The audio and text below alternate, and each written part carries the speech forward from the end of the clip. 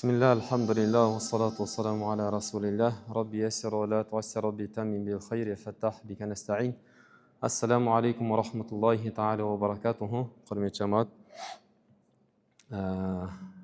Алдыңғы өткен сабақтарда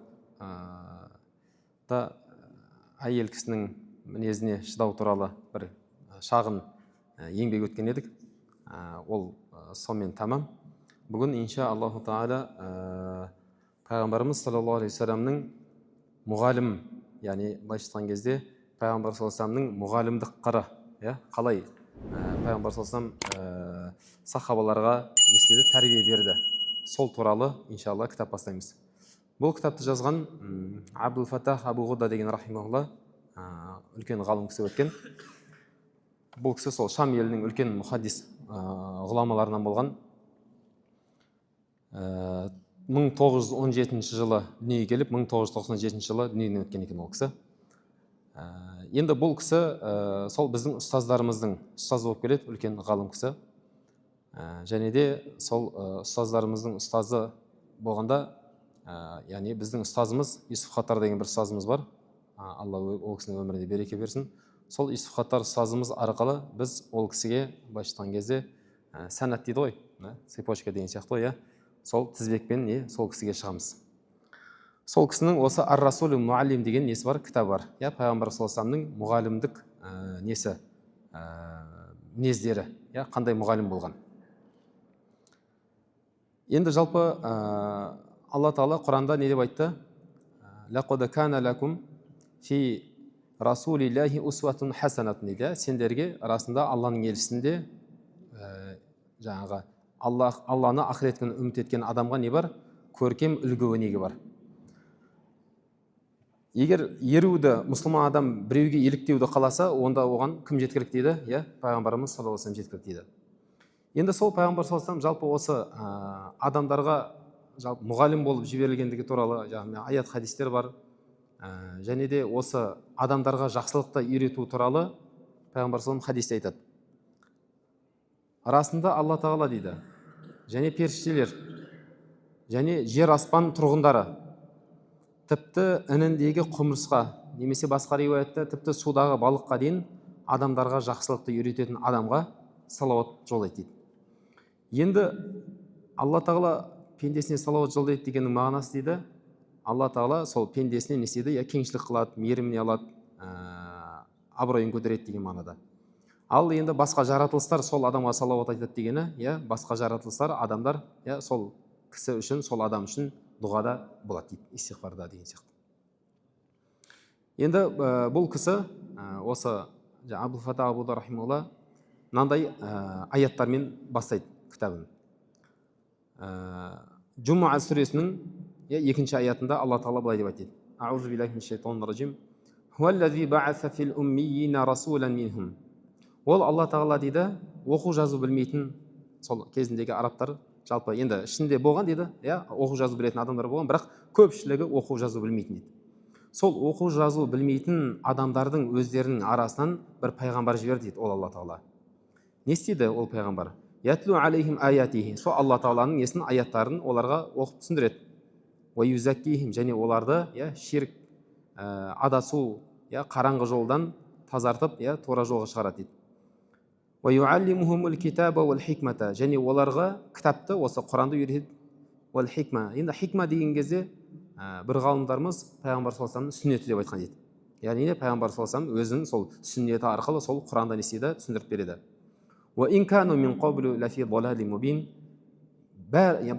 Олар бұрын алдын сол Пайғамбар саллаллаху алейхи вассалам келмей тұрып, ислам келмей тұрып, олар жаңағы анық ашық адасуда болса да.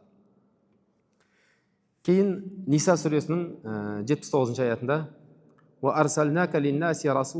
біз сендерді адамзатқа, біз сені, Пайғамбар саллаллаху алейхи вассаламды, елші ретінде жібердік.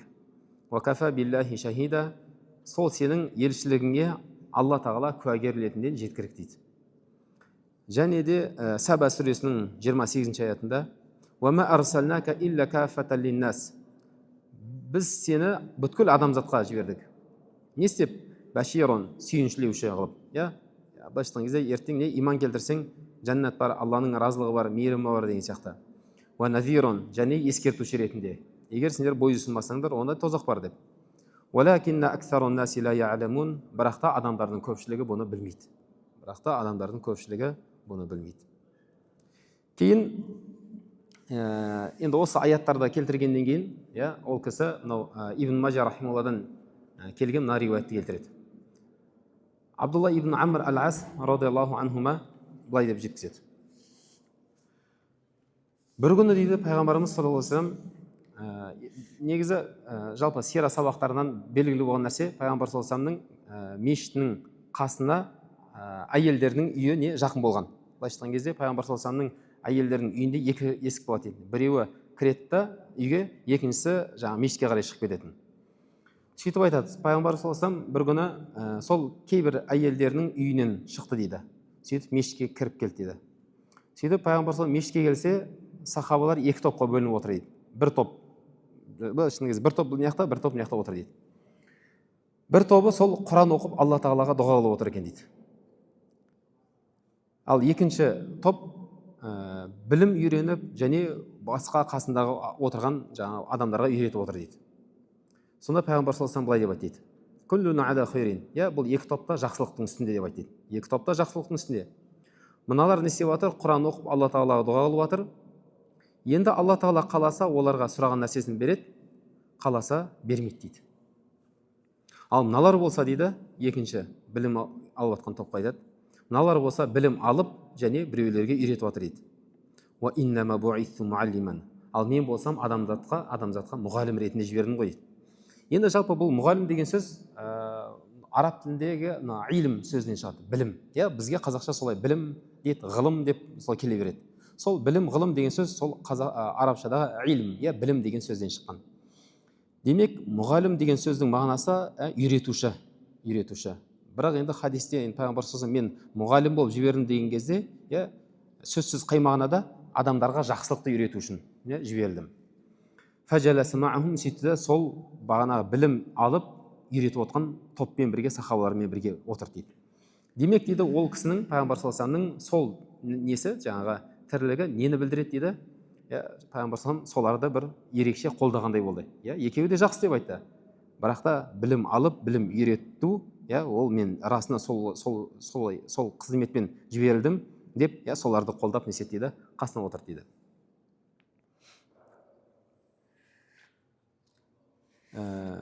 Кейін мына жерде осы жерде жаңағы кімнің имам Науи рахимахулла, жалпы осы жерде бір Абул Фата Абуда рахимахулла, сол имам Науидің рахимахулла мынандай бір сөзін айтып кетеді.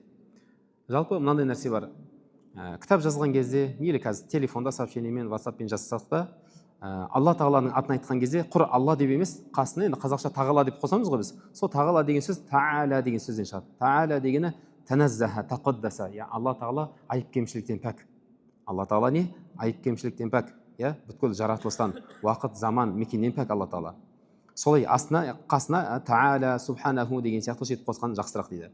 Сол сияқты пайғамбар саллаллаху алейхи вассалам атын айтқан кезде, бізде кейбір енді біраз жерлерде с асы деп тұрды ғой, олай істеместен кәдімгі толық саллаллаху алейхи уассалам, немесе қазақша Алланың ол кісіге иелігімен салауат сәлемі болсын деген сияқты толық жазған жақсы дейді.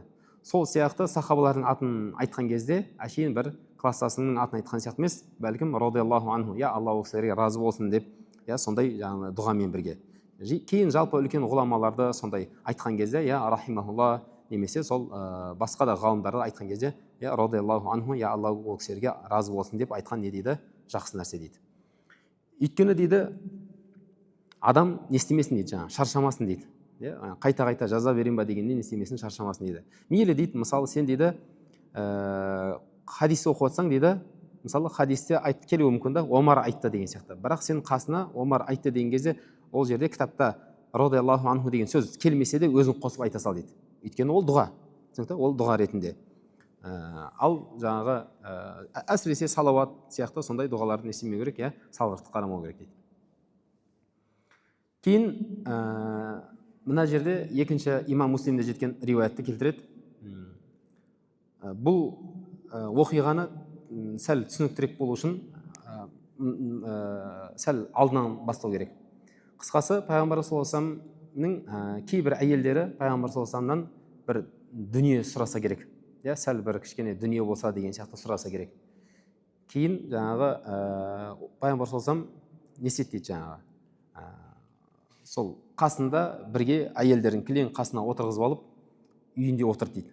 Сөйтіп Абу Бәкір келсе радиаллаху анху, адамдар пайғамбар саллаллаху алейхи вассаламның үйінің алдында отыр, ешкім кірмеген.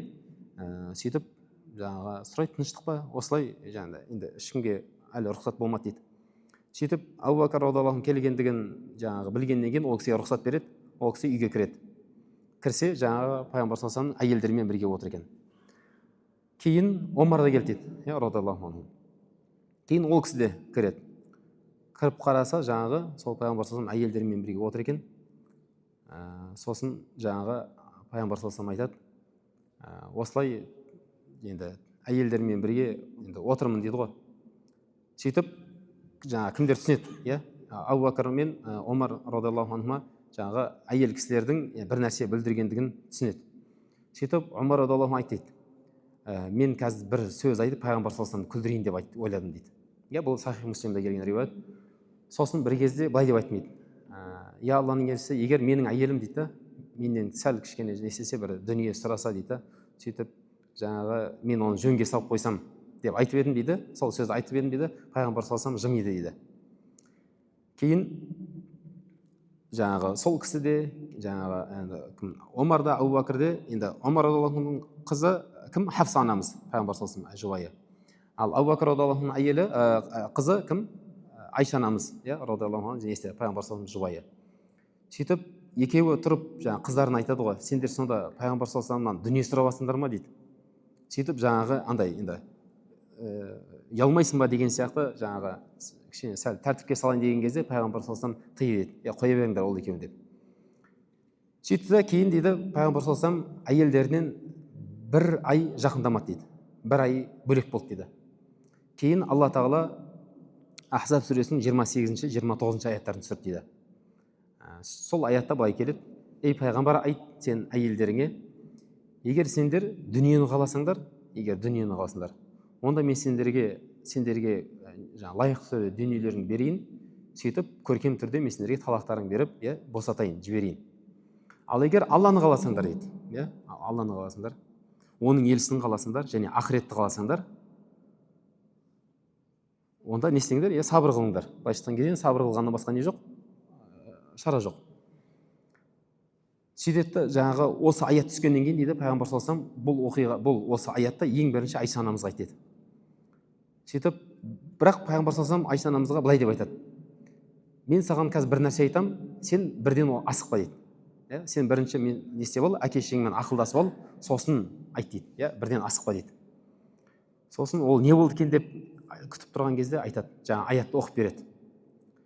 Кейін Айша анамыз айтты дейді, Алланың елшісі, енді осындай нәрседе мен әке-шешеммен ақылдасам ба деп айтады. Яғни сізді таңдамау тұрған кезде енді ата-анамен ақылдасам ба? Әлбетте, әрине сізді таңдаймын деп айтты.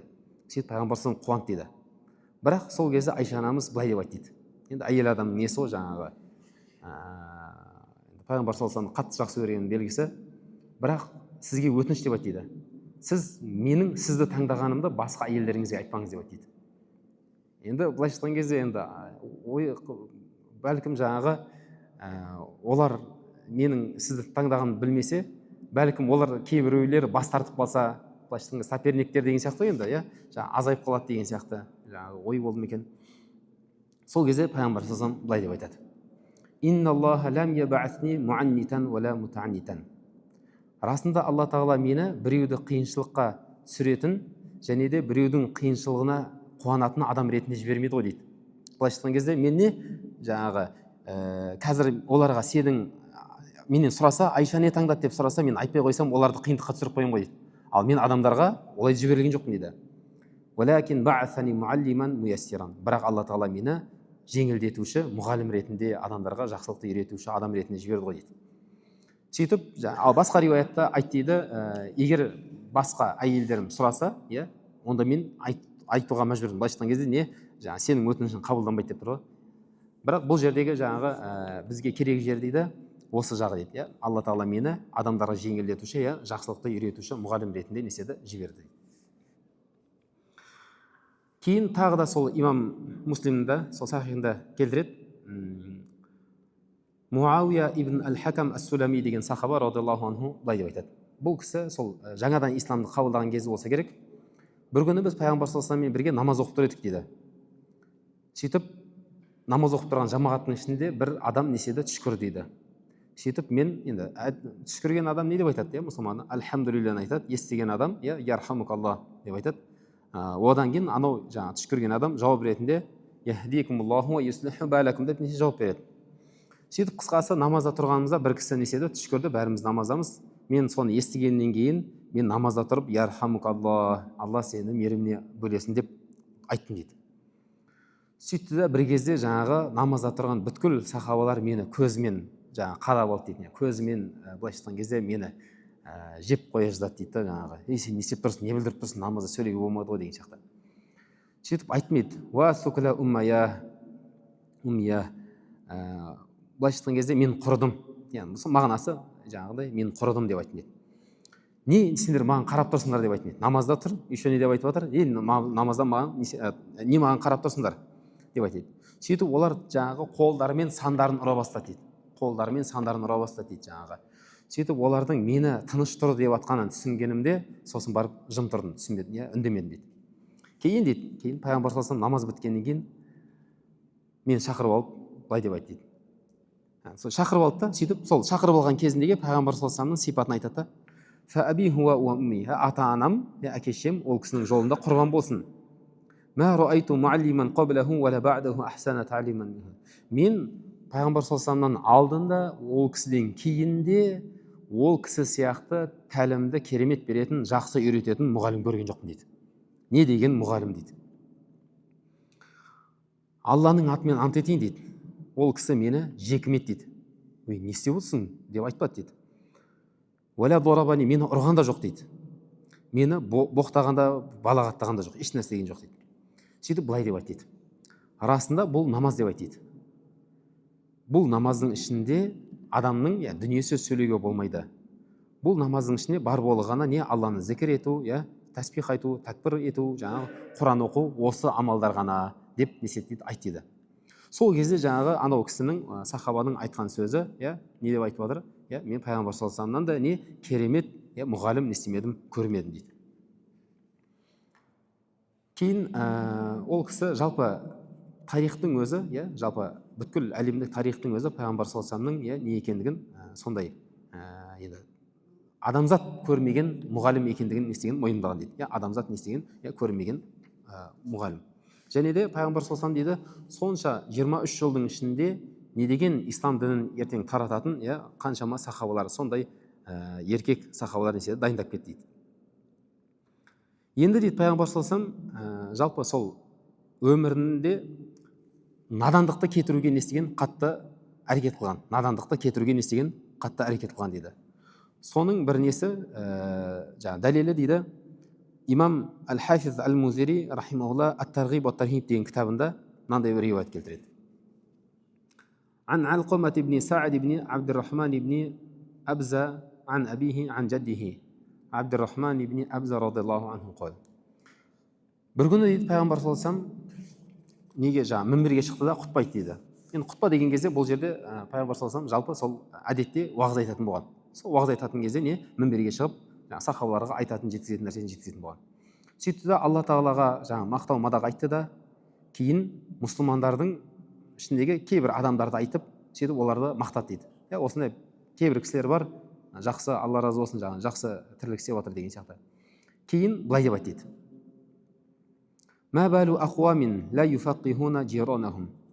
Кейбір адамдарға не болған, өзлерінің көршілеріне дінді үйретпей жүр деп айтты. Неге кейбір адамдар өздерінің көршілеріне дінді үйретпей жүр? Оларға жаңағы жақсылықты үйретпей жүр.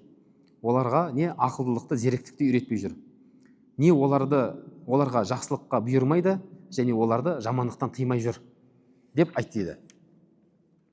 Кейін пайғамбар саллаллаху алейхи вассалам жаңағы үйретпей жүрген адамдарды сөгіп айтты да, кейін сол білетін сахабалардан үйренбей жүрген адамдарға тура солай деп айтады.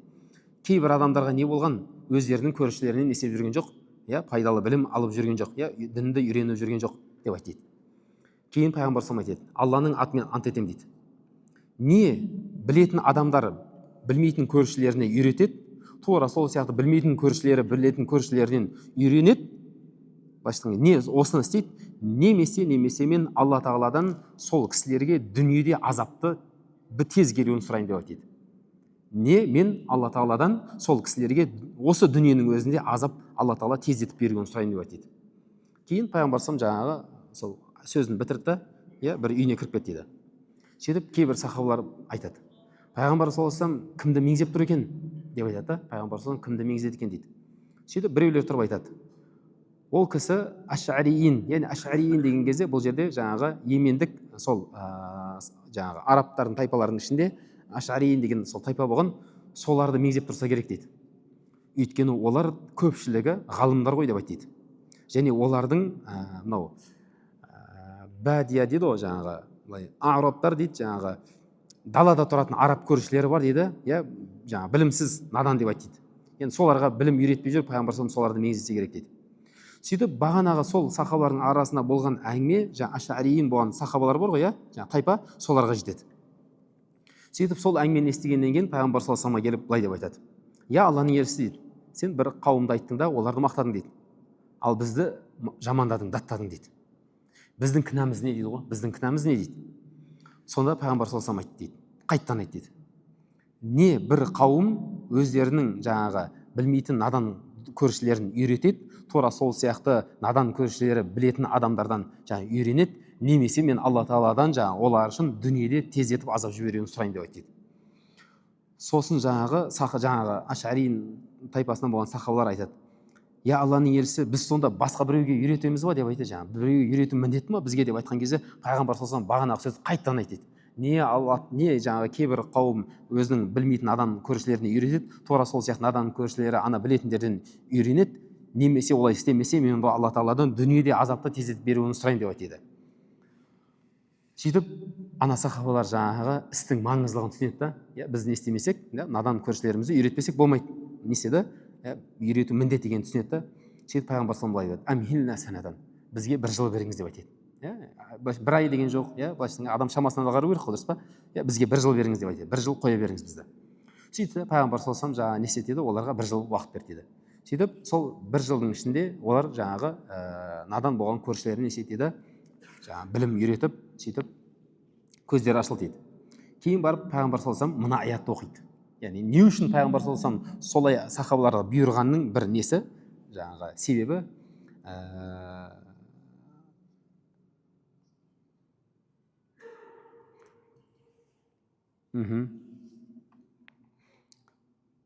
Маида сүресінің 78-79 аяттары. Аузу биллахи минаш шайтанир ражим. Лу'иналлазина кафару мин бани Исраиля. Бану Исраил тайпасынан болған адамдар, кейбір былайша кезде адамдар деседі, лағнеттелді дейді.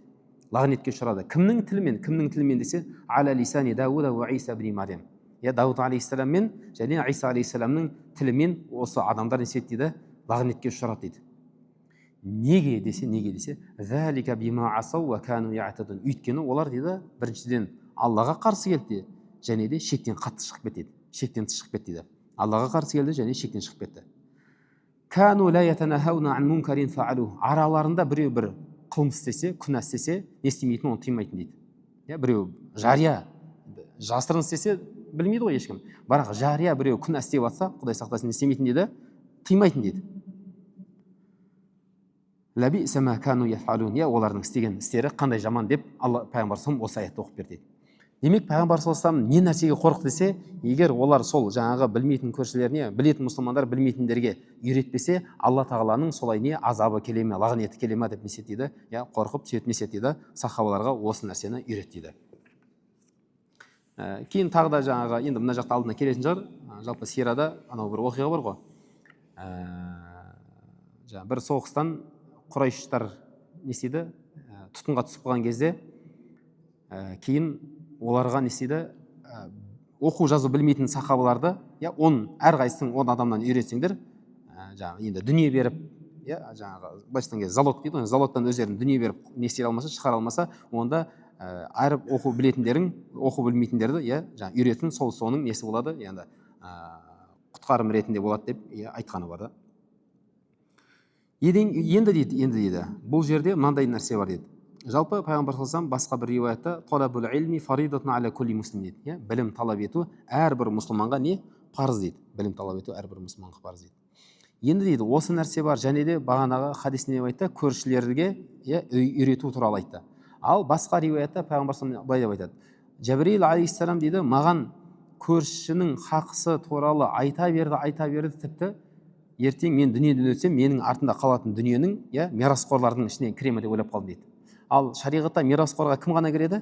Өте жақын бала шағасы, әйелі, әке шешесі деген сияқты сондай несі ғана, жақын туысқандар ғана кіре алады. Енді дейді, жаңағы көрші туралы сондай не істесе пайғамбар саллаллаху алейхи жаңағы қатты айтқан болатын болса, және де сол көршілерге білім үйрету керек екендігін айтқан болатын болса дейді. Және де хадисте білім талап ету әрбір мұсылманға деп айтты. Енді еркек әйел оның ішіне кіріп кетеді. Енді еркек пен әйелді осы жерде жинап тұрған нәрсе, енді жалпы ортақ адамдар жинап тұрған ортақ сипаты ол не дейді? Ислам дейді. Мұсылман болуы дейді.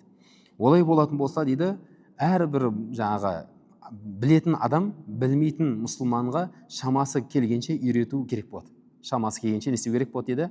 Білетін нәрсесін не істеу керек? Үйрету керек. Өйткені ол нәрсенің ішіне жақсылыққа шақырып, жамандықтан несі бар? Қайтару бар. Енді айтады жаңағы Абдул Фатах Абу-Дар рахимахулла айтады. Енді біз дейді, сондай білім алу парыз болатын болса, көршіге жаңағы сон жақсылық жасау бізге соншалық міндет болатын болса, және сонымен қатар біз қандай үмметпіз дейді? Ең бірінші түскен аят, иқра, оқы деп түскен аят, оқы деп түскен үмметпіз ғой дейді. Сондай бола тұрып дейді, біз жаңағы білімді таратпасақ, және де мұсылман адам өзін мұсылманмын деп ислам дініне жаңағы телгеннен кейін білім алмаса дейді, онда ол күнәһар болады, және де жаңағы шынайы исламның қағидасын түсінбеген болады. Шынайы исламның несінің қағидасын түсінбеген. Өйткені шынайы исламның қағидасы не нәрсеге құралған дейді? Білімге құралған. Және де ғұламаларымыз айтады, ешқашан Алла тағалаға надандықпен құлшылық ету мүмкін емес дейді. Надандықпен Алла тағалаға құлшылық ету мүмкін емес дейді. Адамның жаңағы надандықпен артық қыламын деп тыртық қылатын нәрсесі көп та, Алла сақтасын. Білімсіздікпен құлшылық ету не емес, мүмкін емес. Субханак Аллахумма бихамдик, нашхаду ан ла илаха илля анта, астағфирука ва атубу илейк. Алла тағала азғантай ес білгендерімізге амал қылып, амалымызды ықыласпен